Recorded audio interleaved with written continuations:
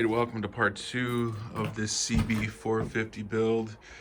I think I'm gonna work on the brakes today because they're pretty spongy, and then I'd like to change the oil, and then I think my seat cover just came in, so I'm just gonna get right to it.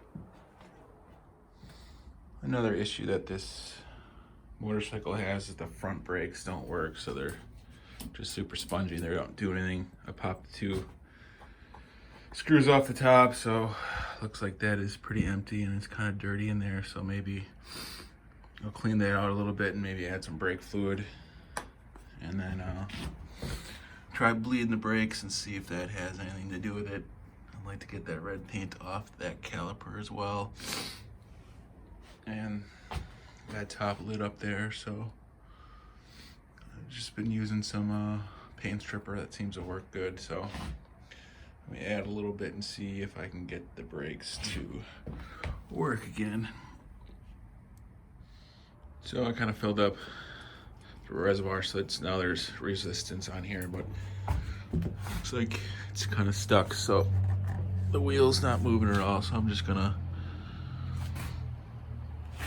take off this caliper and just see what's going on with it right there. So there's the bleeder right there. I just pumped it a few times and got pretty hard, so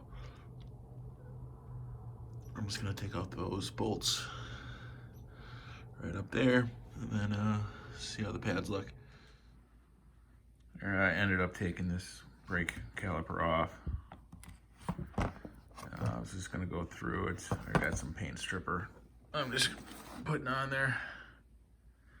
It's easy. I did a little paint stripper on this as well. A couple minutes and all the paint comes off. So I've just been taking this off, and then I'll go through the brake and check the pads and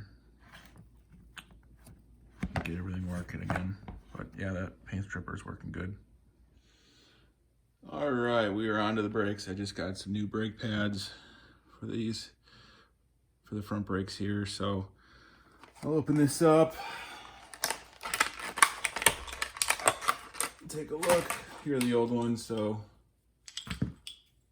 they look pretty similar, so they should probably fit on there. So here's the front brake right here. So these pins slide through. Actually, you got to put the brake in there and then slide them through.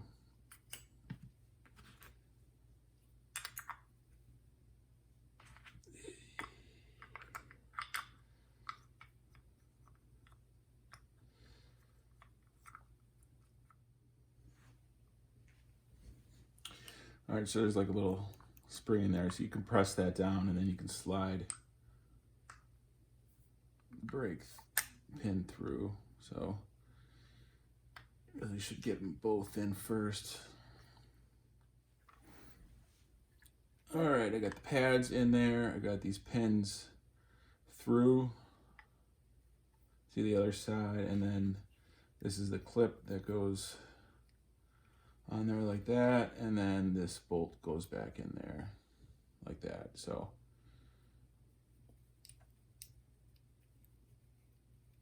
I'll go ahead and tighten that down, but yeah, we should be good. And then this should just slide back on the rotor on the motorcycle, so not hard. And I got a lot of the paint stripped off, so it looks a little better. So this is ready to go on.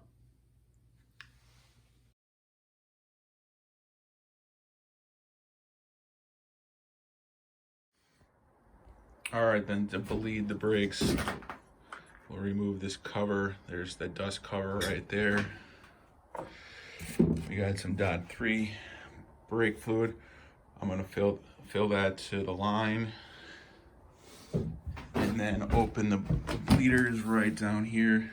So I'm gonna open that up with a wrench, squeeze the handle a little bit to get the fluid running through there, and then I'm gonna squeeze, close this, release to get all the air bubbles out. So I'm just gonna keep doing that until the brake gets hard, and then they should be good to go.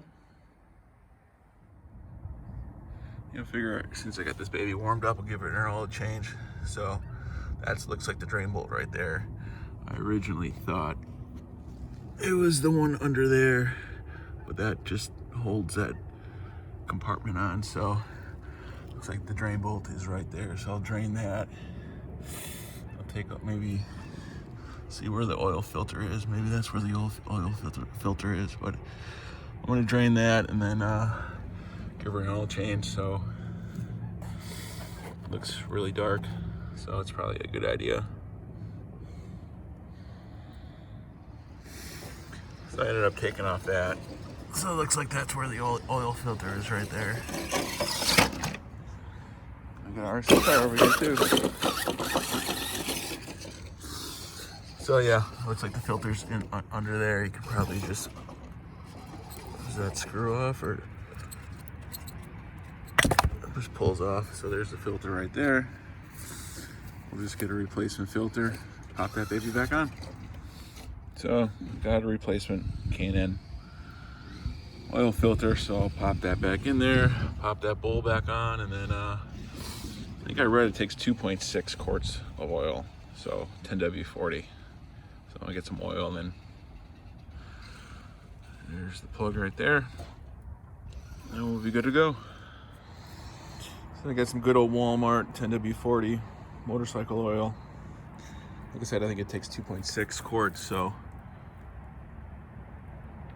just gonna fill this baby up and then fire it up and make sure it still runs.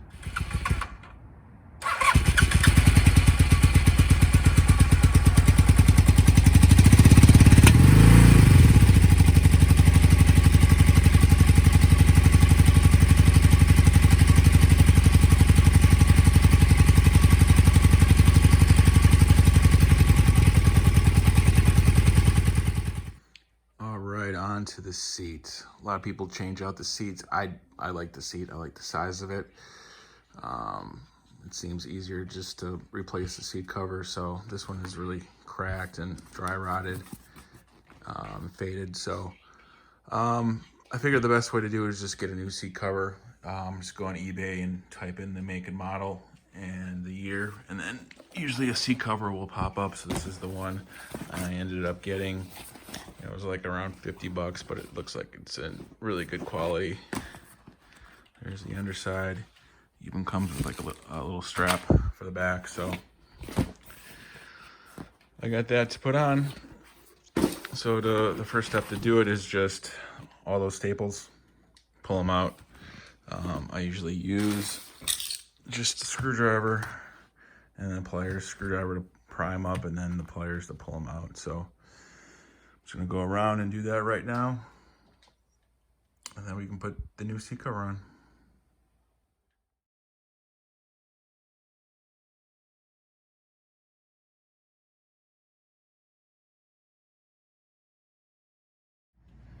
All right, here's the seat with the cover off. Got all the staples out, cleaned her up a little bit.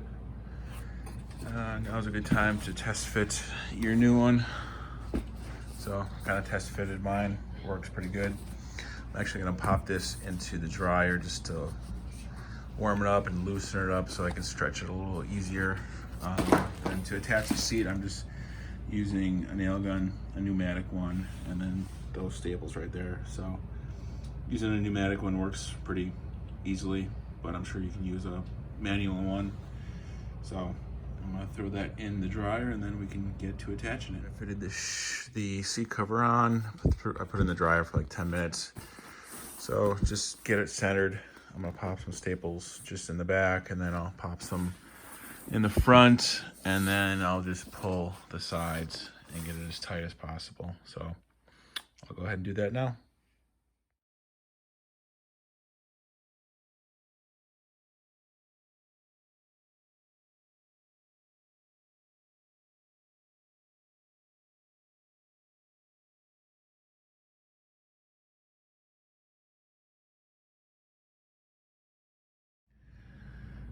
All right, here's the finished product. Just finished putting all the staples in and I cleaned up the edges, cut off the excess. So it is looking good. Here's the top of the seat. Yeah, I ended up taking part of it off just to recenter it, so you can definitely take staples out and recenter it. So, you know, I centered it the best I could, and I pretty much got all the wrinkles out. So, yeah, I'm happy with the way it turned out. Should look nice on the bike when we get it on there. So yeah, that'll pretty much wrap up part 2 of this build. I think the third part will work on, you know, customizing it, and I got some headlights and some bars I like to put on, so stay tuned for part 3.